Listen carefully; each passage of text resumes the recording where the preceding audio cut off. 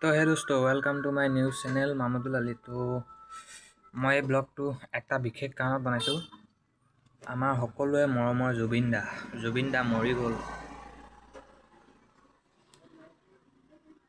কি ক'ব, মোৰেই বেয়া লাগিছে।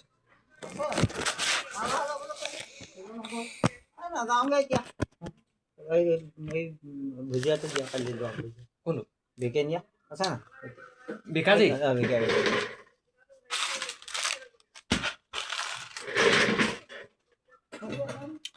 আৰু আমি সকলোৱে জুবিন দাৰ ন্যায় পোৱাটো বিচাৰোঁ, পাব লাগে।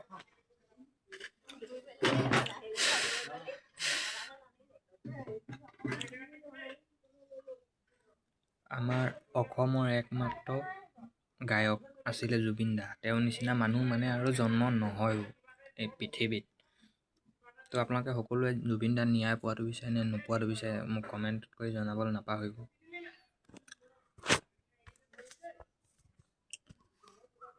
জুবিন দাই কৈ গৈছে, মোৰ কোনো জাতি নাই, মোৰ কোনো ধৰ্ম নাই। এতিয়া বৰ্তমান জুবিন দা মৰা জেগা আছে সোণাপুৰ, আৰু বহুত মানুহ যায়, জাতি নাই ধৰ্ম নাই, চব মানুহ যায় জুবিন দাৰ তাত। তো জয় হিন্দ জুবিন দা ন্যায় পাব লাগে। আৰু বৰ্তমান দোকানত একজনো কাষ্টমাৰ নাই, আপোনালোকে চাই লওক।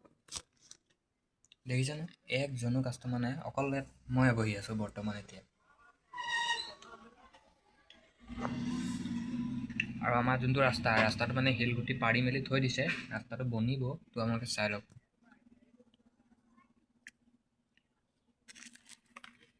যোনটো আলকেটেৰা, সেই আলকেটেৰাটোহে ঢালিবলৈ বাকী আছে।